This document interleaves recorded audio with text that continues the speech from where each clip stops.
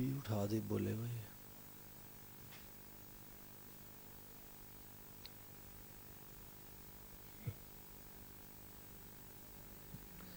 اعوذ باللہ من الشیطان الرجیم، بسم اللہ الرحمن الرحیم.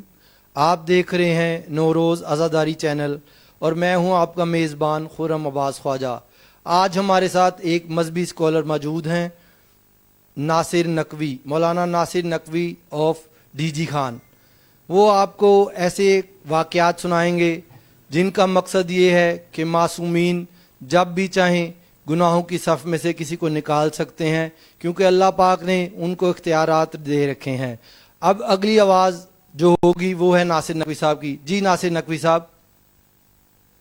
اعوذ باللہ من الشیطان الرجیم، بسم اللہ الرحمن الرحیم. الحمد للہ الذی جعلنا من المتمسکین بولایت امیر المومنین ونصلی ونسلم علی حقیقت نورک وباطن ظہورک ابی القاسم المصطفی محمد اللہم صلی اللہم علی صلی محمد علی محمد وآل وآل محمد. محمد. دعا ہے پروردگار عالم نوروز عزاداری چینل کی اس کاوش کو اپنی بارگاہ میں قبول و مقبول فرمائے اور سامعین کے کشکول حاجات کو اپنے کرم سے بھر دے. سامعین محترم، حدیث قصہ سے روایت کا آغاز کرنا چاہتا ہوں کہ جس میں سرور کائنات صلی اللہ علیہ وآلہ وسلم کو جب ان کے نواسے ارباب کربلا سید الشہداء علیہ السلام نے سلام کیا تو سرکار ختمی مرتبت صلی اللہ علیہ وآلہ وسلم نے سلام کا جواب دیتے ہوئے فرمایا وعلیک السلام یا ولدی و یا شافع امتی، تم پر بھی میرا سلام ہو اے میرے فرزند، اے میری امت کی شفاعت کرنے والے حسین. تو یہ بات تو طے ہے کہ شفاعت مولا حسین بادشاہ کی نالین پاک کے صدقے سے ملتی ہے. عزیزان محترم، اسی عنوان کے تحت ایک ایسا واقعہ آپ کی خدمت میں اور عقیدہ سماعت کے حوالے کرنا چاہتا ہوں کہ جو اشکوں کا سیلاب بہا دیتا ہے. رسول ترک، جس کا نام ہے، ایران کا رہنے والا ہے اور گنہگار اتنا کہ بدنام زمانہ، خطائیں اتنی کہ ماضی کی ساری کتاب اور اس کے سارے صفحات آلودہ، داغدار، مگر سرکار سید الشہداء سے اتنی والہانہ محبت، اتنا عشق کہ جب بھی امام بارگاہ کسی مجلس سے حیا علی العزا کی صدا آتی تو اپنے جسم کو وضو کا جام پلا کر امام بارگاہ کے باہر چلا جاتا اور امام بارگاہ کے باہر، مجلس کے باہر عزاداروں کے جوتوں کو اپنا قالین بنا کر بیٹھ جاتا. اتنی محبت، اتنا عشق. لیکن بدنام زمانہ لوگ رسول ترک کو اپنی محفلوں میں بٹھانا گوارا نہیں کرتے تھے، عیب سمجھتے تھے کہ اسے کیوں بٹھائیں اپنے ساتھ. عزیزان محترم، جب محرم کا چاند نمودار ہوا، رسول ترک اپنے عشق میں ڈوبا اور وضو عشق کر کے امام کی مجلس میں آیا. جیسے ہی امام کی مجلس میں آیا، آ کر بیٹھتا ہے تو چند افراد بانی کی طرف دیکھ کر اشاروں اشاروں میں کہتے ہیں کہ اسے اٹھا دے یہاں سے، یہ یہاں کیوں بیٹھا ہے، اس کا یہاں کیا کام۔ سامعین محترم، بانی اٹھ کر اس کے پاس آتا ہے اور اسے کہتا ہے اٹھ یہاں سے چلا جا، تیرا یہاں کوئی کام نہیں ہے۔ بس یہ سننا تھا۔ نگاہیں نیچے ہو گئیں، آنکھوں سے اشک ٹپکنے لگے، خاموشی سے باہر نکل آیا۔ حسین تو حسین علیہ السلام کے عزادار اور بانیان کا اتنا احترام کیا کہ کسی کو کچھ بھی نہیں کہا، خاموشی سے باہر نکل آیا۔ اور جب باہر آیا تو اپنے آپ سے یہ کہنے لگا، رسول غلطی تیری ہے، شرفاء کا مجمع ہے، یہاں پر شرفاء کی بزم ہوتی ہے، نواسۂ رسول کی بزم میں محترم شخصیات آتی ہیں، تمہارا یہاں کیا کام تھا، غلطی تیری ہے کہ تو یہاں پر آیا ہے۔ یہ کہتے ہوئے روتا ہوا گھر چلا گیا۔ رات کو بانی مجلس خواب میں دیکھتا ہے کہ کربلا کا صحرا ہے،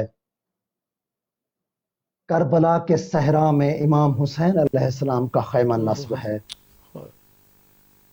خیمہ نصب ہے، سامنے یزید کے خیمہ نصب ہے، یزیدی لشکر کا خیمہ نصب ہے۔ یہ بانی مجلس چاہتا ہے کہ امام حسین علیہ السلام کے خیمے میں جائے، جا کر امام کو سلام کرے۔ جیسے ہی یہ آگے بڑھتا ہے تو کیا دیکھتا ہے، عجیب منظر ہے۔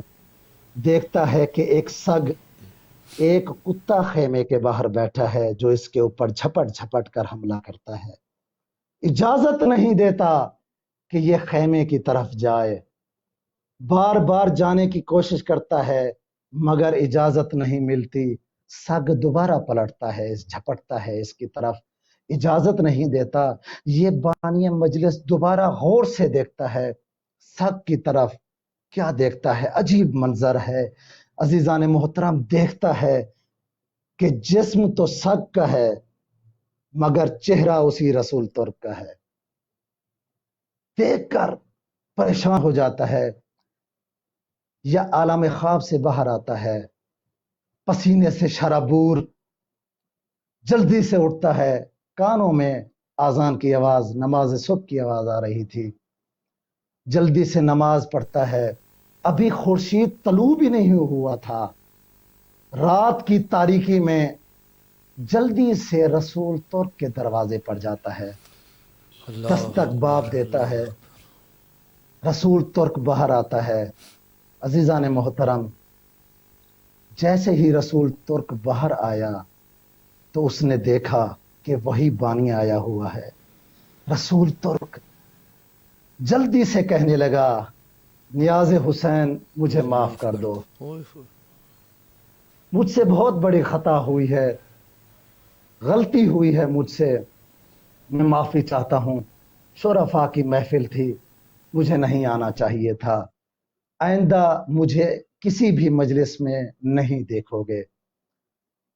جیسے ہی اس کا یہ کہنا تھا، یہ بانی مجلس اس کے پاؤں پڑ گیا، اس کے پاؤں پر اس نے ہاتھ رکھ کر کہا، رسول ترک تو مجھے معاف کر، میں تجھ سے معافی مانگنے آیا ہوں، خطا کار میں ہوں، مجھ سے بڑی خطا ہو گئی ہے۔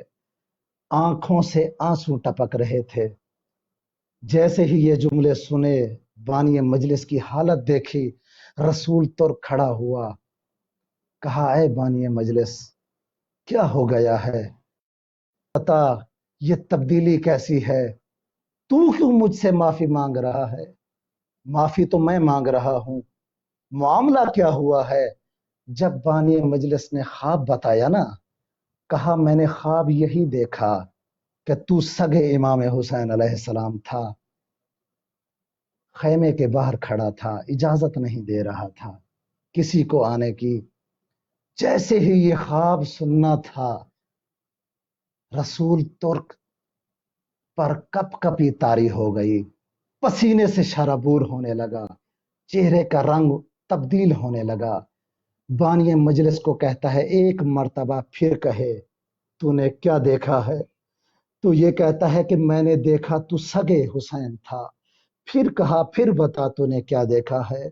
کہا تو سگے حسین تھا۔ تو عزیزان محترم رسول ترک بیٹھتا بیٹھ گیا۔ حالت ایسی تھی کہ بالکل پسینے سے شرابور، چہرے کا رنگ متغیر۔ کہنے لگا اے بانی مجلس، میں اتنا خوش نصیب کب سے ہو گیا ہوں؟ میرا ماضی تو اتنا برا گزرا ہے، میری ماضی کے کتاب کے سارے صفحات سیاہ ہو چکے ہیں، لیکن مجھ جیسے گنہگار کو حسین آقا نے اپنے دروازے کا، اپنے خیمے کا سگ بنایا ہے۔ یہ واقعی حقیقت ہے یا ایسے ہی آپ فرما رہے ہیں؟ تو بانی مجلس نے دوبارہ کہا سید الشہداء کی قسم میں نے یہ خواب دیکھا ہے۔ تو بانی مجلس نے یہ اصرار کیا رسول ترک، آج میں نے دوبارہ مجلس کا اہتمام کیا ہے، میں چاہتا ہوں تو ہمارے ممبر کی زینت بنے، خصوصی دعوت دینے آیا ہوں۔ عزیزان محترم، سامعین محترم، دیکھیں عشق حسین اور اس کا عقیدہ دیکھیں۔ رسول ترک کے دہان مبارک سے یہ جملے نکلے کہ اگر آپ چاہتے ہیں میں مجلس میں آؤں تو ضرور آتا ہوں، لیکن میری ایک شرط ہے۔ وہ شرط یہ ہے کہ جس طرح آپ نے خواب میں دیکھا ہے ویسے ہی مجھے امام کا سگ بنا کر گلیوں سے گھسیٹ کر امام بارگاہ لے چلو۔ یہ تھی عقیدت۔ عزیزان محترم، مجلس کا اہتمام دوبارہ کیا گیا، لوگ جمع ہوئے، اور باقاعدہ رسول ترک کی اس کتاب میں یہ واقعہ موجود ہے تفصیل سے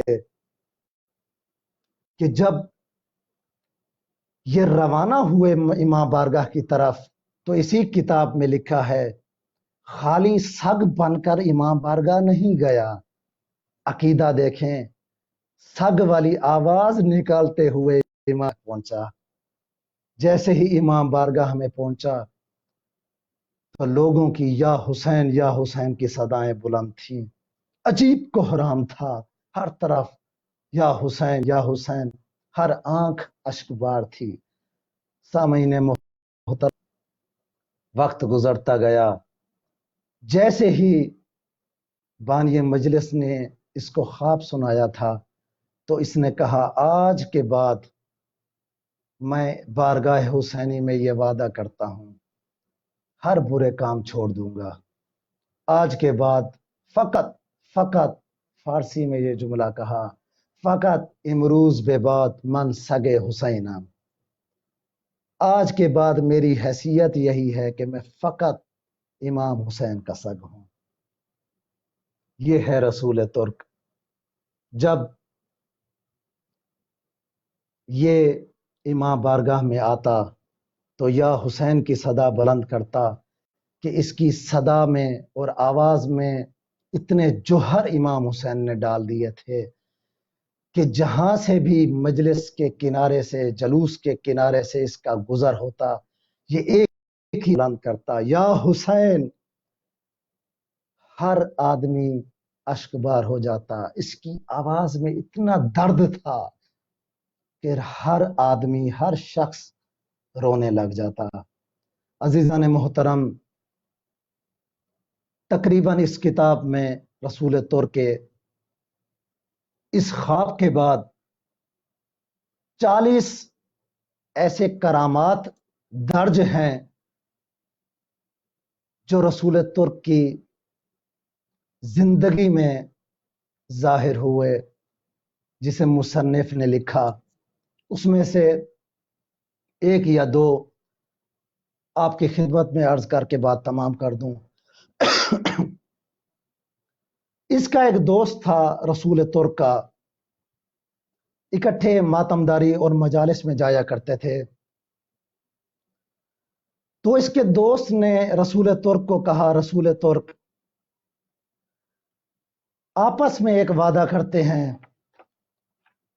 کہ جب بھی وقت نزا آئے گا، اجل آئے گی،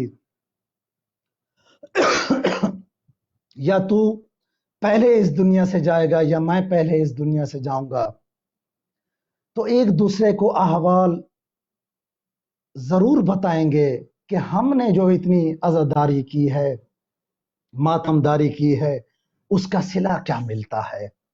سامعین محترم، جیسے ہی ان دونوں نے وعدہ کیا، وقت گزرتا گیا، اس کا دوست نجف اشرف میں برائے زیارت گیا ہوا تھا، رسول ترک ایران قم میں موجود تھا۔ جب حضرت زینب سلام اللہ علیہ کی شہادت ہوئی، یوم شہادت تھا، تو امام بارگاہ میں سارے موجود تھے، مجلس ہو رہی تھی سیدہ کی شہادت کی، تو یہ رسول ترک امام بارگاہ میں بیٹھا تھا، تو لوگوں کے درمیان میں بیٹھے ہوئے اس نے آواز بلند کی کہ قبرستان رسول ترک کا منتظر ہے، قبرستان رسول ترک کے انتظار میں ہے، لیکن خدا کی قسم اس وقت تک میں اسرائیل علیہ السلام کو اپنی جان نہیں دوں گا جب تک آقا حسین اور شہزادی حضرت زہرا کو دیکھ نہ لوں، ان کی زیارت نہ کر لوں۔ لوگ حیران ہو گئے کہ یہ رسول ترک کیسی باتیں کر رہا ہے مجلس میں بیٹھ کر۔ دوبارہ اس نے یہی جملے کہے، یا عینی شاہدین کے مطابق کچھ لمحے بعد رسول ترک کھڑا ہوا، ادب سے سر خم کیا، پیشانی پر ہاتھ رکھ کر کہا، السلام علیکہ یا فاطمۃ الزہرا سلام اللہ علیہا، السلام علیکہ یا ابا عبداللہ الحسین۔ سبحان اللہ۔ اور یہی جملے تھے کہ میری شہزادی اور میرا آقا مجھے لینے آ گئے ہیں۔ یہ کہتے ہوئے رسول ترک بیٹھا اور امام حسین کی شبیہ کنارے پر رکھی تھی، شبیہ پر ہاتھ رکھ کر دوبارہ کہا، السلام علیکم یا ابا عبداللہ۔ یا لوگوں نے دیکھا کہ روح پرواز کر چکی ہے۔ ادھر نجف اشرف میں اس کا دوست کہتا ہے کہ میرے علم میں نہیں تھا رسول ترک چلا گیا ہے۔ اسی رات، جس رات اس کا انتقال ہو، اس کا دوست خواب میں نجف میں دیکھ رہا ہے کہ ایک صحرا میں خیمے کے اندر بیٹھا ہوں، یا تیز ترین سواری پر رسول ترک میرے سامنے آتا ہے، سواری سے نیچے اترتا ہے اور اپنے دوست سے یہ کہتا ہے، میں تجھے بتانے آیا ہوں، اپنا وعدہ پورا کرنے آیا ہوں کہ مجھے حضرت زہرا خود لینے آئی ہے۔ یہ کہنا تھا اس کا۔ وہ خواب سے بیدار ہوا، جب بیدار ہوا تو سوچنے لگ گیا، یہ کیسا خواب ہے جو میں نے رات دیکھا ہے۔ صبح ہوئی تو نجف اشرف میں ایک مجلس تھی، وہ اسی مجلس میں جب جاتا ہے تو وہاں پر لوگ آپس میں باتیں کر رہے تھے کہ ایران میں جو قم میں دیوانہ رہتا تھا رسول ترک، وہ اس دنیا سے چلا گیا ہے۔ عزیزان محترم، اسی طرح ایک اور اس کا دوست ہے جو اسی کتاب میں ذکر ہے اس کا، وہ کہتا ہے کہ میں اس کے ساتھ سخت نہ مختلف باتوں پر،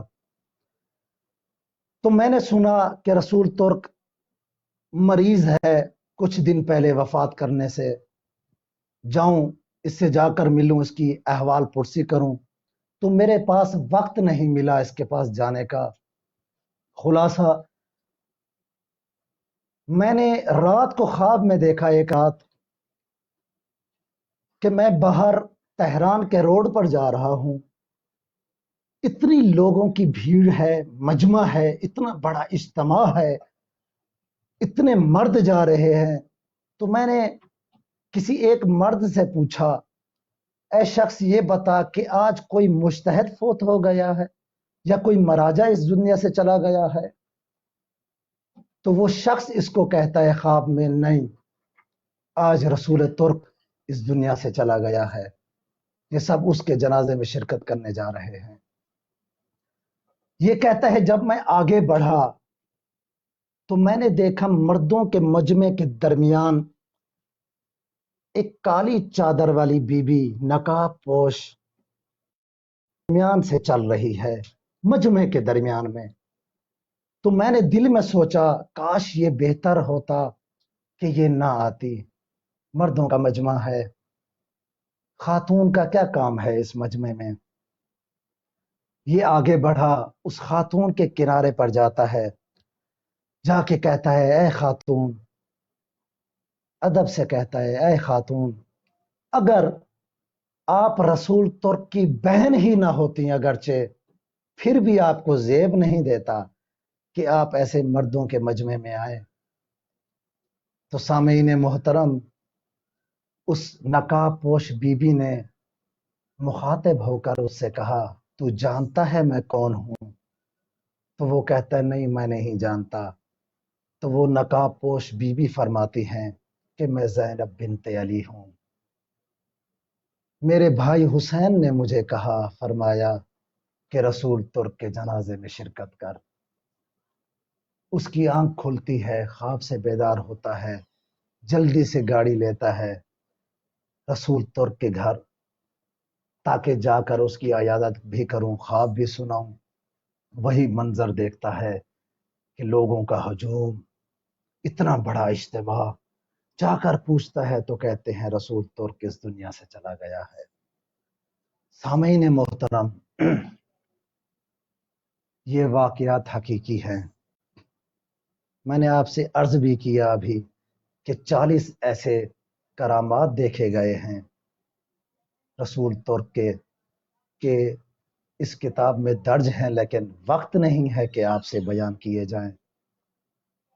ایک اور مختصر سا اس کی قبر کے حوالے سے واقعہ آپ کی سماعت کے حوالے کر دوں۔ رسول ترک اب تھا کہ اس کی دوست کی والدہ کا انتقال ہو گیا، والدہ چلی گئی۔ اس کے دوست نے اسے کہا کہ فلاں قبرستان میں، وہ قبرستان حرم حضرت فاطمہ معصومہ کے بالکل سامنے ہے، قم 9 میں، جہاں پر اس کی قبر بھی ہے، وہاں پر میری والدہ کا جنازہ ہے، آپ وہاں تشریف لے آئیے۔ رسول ترک دوست کی والدہ کے جنازے پر جاتا ہے۔ جیسے ہی وہ پہنچا تو ایک قبر وہاں پر موجود تھی، بالکل آمادہ تھی۔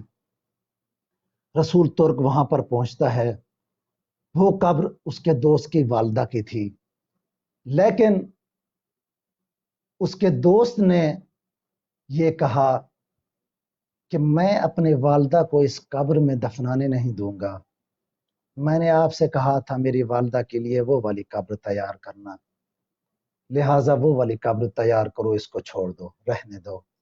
دوسری قبر تیار ہونے لگی۔ اب لوگ جمع ہیں قبر کے گرد جو تیار ہو رہی تھی۔ لوگوں نے یہ دیکھا، عجیب منظر دیکھا کہ رسول ترک کھڑا تو دوسری قبر پر ہے جو تیار ہو رہی ہے، مگر اس کی نگاہیں پہلے والی قبر پر ہے جو آمادہ ہو چکی ہے۔ بار بار اس پہلے والی قبر کو دیکھتا ہے، پسینے سے شرابور ہو جاتا ہے، پھر کہتا ہے السلام علیکم یا ابا عبداللہ۔ دوبارہ قبر کو دیکھتا ہے، چہرے پر رنگ متغیر ہو جاتا ہے۔ 2-3 عینی شاہدین نے اس منظر کو بخوبی اور قریب سے دیکھا، تو انہوں نے جرأت نہیں کی رسول ترک سے پوچھنے کی یہ ماجرا کیا ہے، نہ ہی رسول ترک نے کسی کو کوئی بات بتائی۔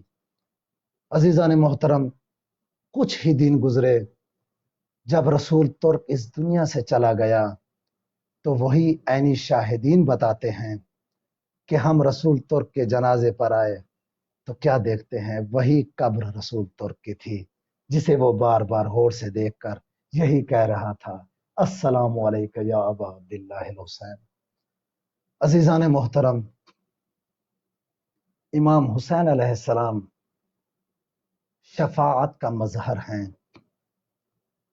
جیسے میں نے آغاز ہی میں حدیث قصہ کا سہارا لیتے ہوئے آپ سے عرض کیا تھا کہ رسول خدا فرما رہے ہیں جسے وعلیک السلام یا ولدی و یا شافع امتی، اے میری امت کی شفاعت کرنے والے حسین۔ علماء نے کتابوں کو بھر رکھا ہے، اتنے واقعات موجود ہیں، اتنے واقعات موجود ہیں امام حسین علیہ السلام کی شفاعت کے، علماء کو زندہ کرنا، نابینا کو بینائی دینا،